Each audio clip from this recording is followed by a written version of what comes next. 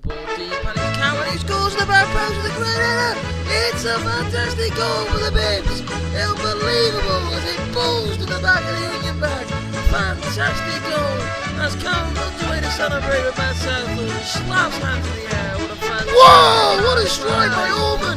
Straight away from 25 yards and straight into the top corner. What an unbelievable shot to give the non-Bibs a lead. What a stunning save by Mark Edge. He leapt into the air and palmed it away with the edge of his fingertips.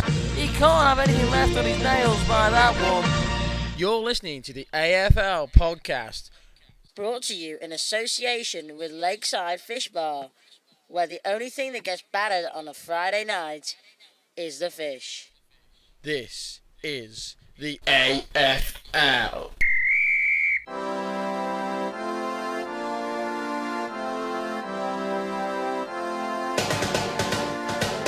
Coming up in this week's show, we take a look back at all of the controversial action from the AFL this week, including talking to some of the players about their thoughts on the action.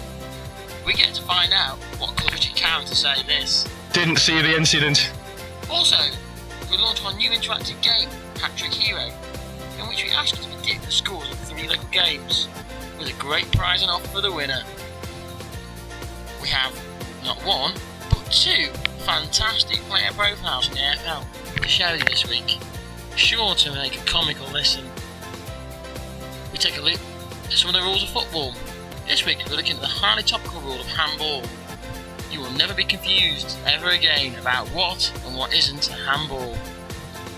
And finally, in this jam-packed show, have you ever wondered what an AFL footballer gets up to when they finish the big match? Well, wonder no more, as we find out what caused an AFL footballer to say, Stretch out the leg. all this and much, much more coming up in this edition of the AFL Official Podcast. Neg. It was a fantastic evening at the AFL with the best attendance of the season, seeing 11 v 11 taking place as the Bibs once again face the non-Bibs in a battle of all-out supremacy on a Tuesday evening. This evening, though, was an entertaining one for the wrong reasons, and we'll come to the controversial issue later in the game. The game saw the Bibs fielding a strong defensive lineup, with Crofty, Cowan and Bowyer all forming for the Bibs, where the non-Bibs faced the supreme battle of facing the striker known as the Beast, Phil. But let's get on with the action. It was actually a shock lead that the non-Bibs took. They went 2-0 up with 2 defensive mistakes, gifting the goals to Tofty, who just tapped them in for fun. But then controversy struck.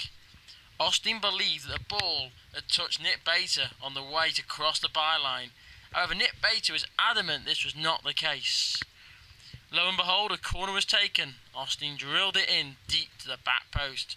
The ball ricocheted around before being banged into the back of the onion bag to give the Bibs a goal back. 1-2 the scorehead, and at this point now the non-Bibs capitulated. We saw a second goal go in for the Bibs, and then they ran riot. They kept banging them in for fun. Big Phil was running around like a headless chicken, still unable to tuck away anything from the onion bag. However, the score at 5-2 was looking like a fairly comprehensive victory, before Simon Edge made a goalkeeping mistake to fumble the ball at the feet of a non-Bib who tapped it in to make it 5-3. It was game on. Excitement was building. The controversy. There was still a little bit of banter in the air regarding the corner/non-corner gate that we had going on. But then, once again, the Bibs raised their game. Influential players, balls being flung across the box.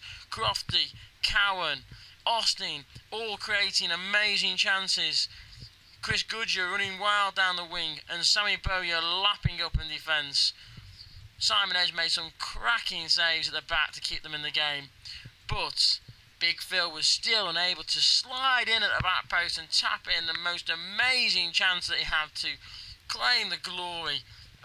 Right at the end of the game, a ball was squared across the box. All he had to do was tap it in, and lo and behold, he couldn't get there. His little legs would not carry him through.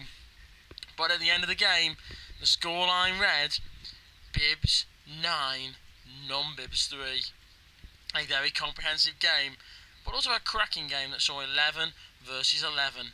It was 16 degrees outside, cloudy but mild evening. Overall enjoyable. Let's see what the players thought.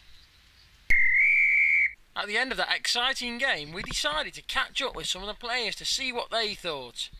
Here is a selection of their thoughts from the end of the game. Notice the comments regarding the controversial issue that we talked about before, regarding Nick Bater and Austin on did the ball go over the line? Definitely Cornergate. Richard Cowan kept his thoughts very close to his chest. What are your thoughts of that game then, Mr. Cowan? Didn't see the incident. What incident was that? No comment. Okay, right. Pleased with the win though? Thrilled. Good team performance. Excellent. Thank you, Mr. Cowan, for that one. Mr. Edge, what did you make of that game? He's walking away. Is that no comment, Mr. Edge? Is that a losing comment? Podcast, let's get your thoughts on that game. Tom? Well, it was a good game of football. It was very even sides. It looked very one-sided at the start of the game. A couple of debatable calls, Nick Bater and Austin. A contentious corner decision that did dominate tonight's proceedings. But all in all, another good game for the AFL, and we'll reconvene next week at 8 p.m. Thank you, Tom. You had a very good game. Well done. All the best, Milk. Thanks. Mr. Croft, what are your thoughts on today's game? Steady game, played well. Got the result in the end, didn't we? Any outstanding performances, you think? Probably Austin and Rich Cowan up front. Yeah, Cowan had a little cameo role, didn't he, up front? He did. A few contentious issues there. What did you make on the corner stroke, not corner? Oh, it's definitely corner. Well, excellent. Thanks for joining us anyway. Brazier, what are your thoughts on today's game? It's been a good comeback for Ash. Is that the only positive you're taking out of today's game then? Yeah, that's about it. What do you think about your performance? Do you think you played well? Did one good save. One good save, that's it, okay. Thank you for joining us. Phil, what did you make of that cameo roll up front that you had? You are a dirty bastard. What's wrong with that? If it was official rules, you would be banned forever. What did you make of your... You're a dirty fucking bastard. What did you make of your striking role? It was He's toughed it over the way. For the podcast, what did you make of that game? yeah, it's pretty good. Felt like we started off well. It sounds like and then it went to shit. You're pleased with your team performance? I have no comments. The one big talking point, it's got to be the corner stroke, not corner, was it a corner? What's it for? The Nick Bater stroke Austin argument over the corner. Comes to something. I have clue it. That's it then. As you heard there, some interesting comments from the group of lads at the AFL. The talking point of the night was still dominating the proceedings as we left and drove away. As you heard in that commentary there, the car horn was belonging to Simon Edge, which he thought was hilariously funny, which I actually thought was quite good. Sadly, I couldn't use that to bleep out all of the expletives which Phil put into his remarks at the end of the game, so I just faded them out instead. I think that one thing that's taught us in this podcast is that if we're going to do outside broadcasts, we need to get a better recording quality. Using the old mobile phone is certainly not the future. So if Craig wants to dib into the AFL pot and buy a digital recording device, then we can have some stereo sound. Right then, let's move on with the next part of the show. Coming next is a brand new feature. This is something you'll love. It's a chance to win some big prizes and it's open to everyone. Find out more next. Hat-Trick Hero on the AFL. A new interactive game you're sure to love. Hat-Trick Hero is a new AFL game which is free to play and open to anyone. Simply predict the scores from the 3 local fixtures chosen, and if all are proved to be correct, then you will win a free week of football with the AFL. Simply post your score predictions on the AFL official Facebook page below this week's Hat-Trick Hero image. If you're not a member of the AFL Facebook page, simply click to join. It's free to join and open to everyone. Predictions will close 1 hour before the first of the 3 games that have been selected take place. the decision of the AFL Organising Committee is final. If, on the off chance, more than one person correctly predicts the results of all 3 games, then the winner will be selected by a random process of pulling names from a hat. The winner must claim their free game of football for the following week of football. This week's chosen games on Hat Trick Hero are Stoke City versus Liverpool, Port Vale versus Bradford, and Crewe Alexandra versus Tranmere. So underneath, remember to post the score that you think for each of the games. It's free to play, so why not get involved and enjoy Hat Trick Hero today.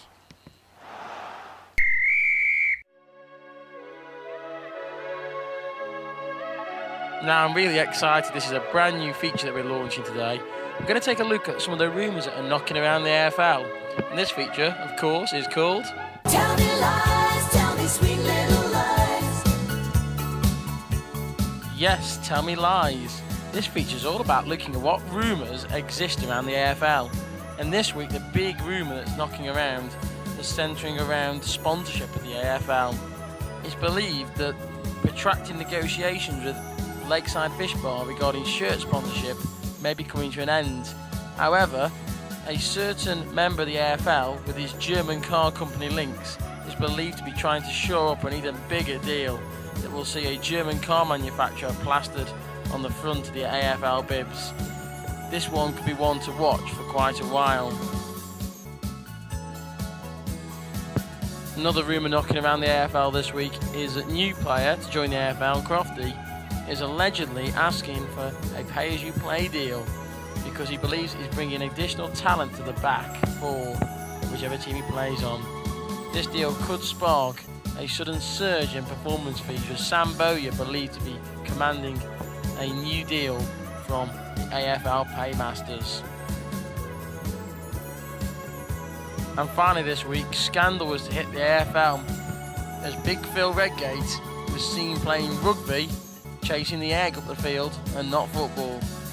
The big powerhouse striker was seen to be playing flank half for a local rugby team and believed to be suggesting that rugby is a better sport than football. Unbelievable news from the AFL. Tell me lies, tell me sweet little lies. Now for another new feature on the AFL podcast. I don't know how we do it. I am spoiling you this week with this sort of information, aren't I? I bet you are on the edge of your seat with excitement. I know I am, and I'm only in the studio. Okay, we're going to bring you a player profile, but not just one, we're going to bring you 2. This week we caught up with mighty beast that's known as Phil Redgate, and he's going to be our first player profile. And then we also caught up with the new daddy, Benjamin Amos, who last week was celebrating his birthday, but this week he's telling us all about himself in the AFL player profiles. Don't just get 1, get 2 when you listen to our podcast. Here they are, back to back. Right, we're joined by Phil today. Phil, what's your favourite position? Doggy. On the football pitch? Doggy. Attacking the field when I was fit. Now, obviously this question's a bit topical. Who's the worst player you played with? Me. I was the worst player on our team. Yeah. Who's the best player you played with and why?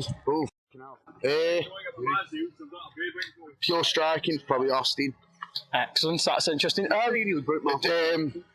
Crofty? Crofty, yeah, new player. Back. He's fucking wonderful. Do you believe in smoking or non-smoking? I'm having a fag while she's talking to me, so that's all. Drink or not drink? Yes. Gamble or not gamble? I don't gamble. Drive? If my missus would let me get out in the car. I was going to say, next question, married, single or marital status? Taken. Any kids? 1. A name? Logan. And age? 14 months. He's thinking of that, there we go. Our final question, this is the hardest one probably. If there was one thing you could do to improve the football at Alsager Football League, what would it be? Get a ref. Excellent, thank you, Phil. Joined by Ben Amos here for a player profile. Ben Amos, favourite position? Yeah. Arse. On a football pitch? Centre half. Do you drive? Yes. What card do you have? 2. Best player you played with and why? Adam Williams. Why? Because he'd me if I say otherwise. Worst player you played with and why? Brace. Why is that? Because I want him to miss. What do you think has been the most creative thing you've seen on a football pitch in the Alsager Football League? Me coming back. Yeah, Ashley coming back. What's been the most comical moment you've seen? Your tackling. Phil going for goal. Who do you think is the best goalkeeper? Beautiful. Meadows' mate, Liam. Who do you think's the worst goalkeeper? Myself. Oh, very diplomatic. Are you married, single? Engaged. Engaged? Any children? 1. How old? 3 months. And a name or his name? Esme. Excellent. And last question, the hardest question for you. If there's one thing you could do to improve the football, what would it be? Ban you. Thank you, Ben, for joining us. Some fantastic player profiles there. Thank you to Ben Amos and Phil Redgate for allowing us a little bit into their lives to find out a little bit more about themselves. Hopefully you enjoyed them. Sorry about the audio quality. Like I said, outside broadcasting equipment isn't too good. However, we'll put measures in place to rectify that next time. Bad language is being filtered out hopefully along the way there. And hopefully look out for some more player profiles coming soon. If this podcast is actually popular and I can be bothered to make another one, as it is quite time consuming. Okay, let's move on with the next feature of the show. The AFL Rules of the Game! Yes, today we're going to be looking at some rules of the game. We're going to start with looking at the rule of handball. Now, I was hoping today to be joined by a referee who was going to explain the rules. However, sadly, at the time of recording, I've not heard back from him, so I was unable to get him into the studio. However, in the future, I would hope to be able to use the referee to explain these points of law. A highly controversial rule in the AFL appears to be the handball rule, which is generally misunderstood by many players, including Richard Cowan. So for the purposes of Richard Cowan, and many others who do not understand this rule, we will explain it quite clearly. Handball is clearly defined as having to be intentional. That word intentional means that you have to mean to use your hand and direct it towards the ball. However, there appears to be new guidance which is being handed out to referees to decide whether a handball is intentional, such as, does the attacking player or defending player gain a large advantage from handling the ball? But when deciding this, what you have to consider what the speed of the ball was, and more importantly, where were the arms of the player? So if they are standing in a natural position, so when heading a ball, it'd be fair to assume that hands may leave the side of their body, however should not be raised above their head, unless of course they may be stretching, because you know that could happen where somebody is just stretching as they jump. Or of course, in more prominent positions in the AFL, a defender may use their hand to control the ball and prevent a goal-scoring opportunity. That would be handball. Or if a striker scored a goal because the ball ricocheted off their hand and fell back to the feet of themselves or another player. But clearly this rule is misunderstood.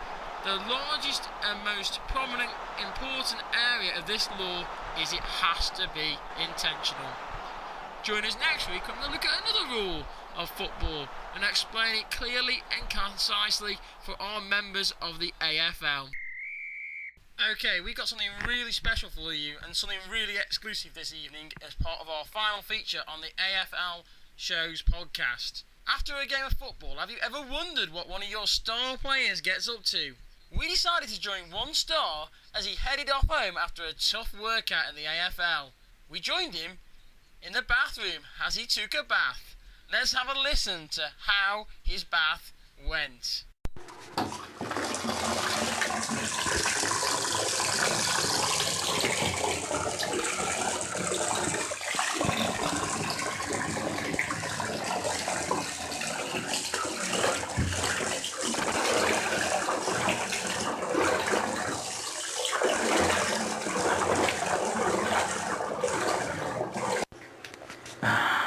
No, nice footing, they're all nice and hot. And in there again. Oh, excellent. Oh, settle down. Stretch out the leg. Oh. And where's Mr. Ducky? And sadly, at that point, we have to leave it because he got a little bit, well, we won't say with Ducky, he was getting a bit excited. So we obviously had the privilege there to join our star footballer in the bath. It's quite amazing, really, what we've had in this podcast today. We've had player profiles, we've had player interviews, we've reviewed the game, we've looked at the rules of football, we've launched a brand new game, and not only that, we've joined the player in the bath. So now we know what our star players do after a big, hard game of football.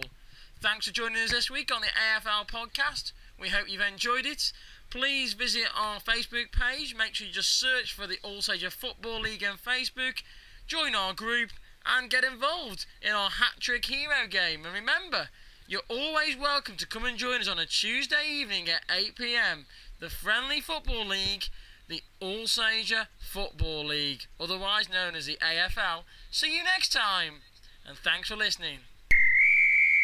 This has been an official AFL production, brought to you in association with Lakeside Fish Bar, and shared with you via the official AFL Facebook page. Don't forget to post your comments in the area below, so that we can use these in future shows. Also, more importantly, don't forget to join us every Tuesday evening at Alsager Leisure Centre on the AstroTurf at 8 p.m. for your weekly game of friendly football.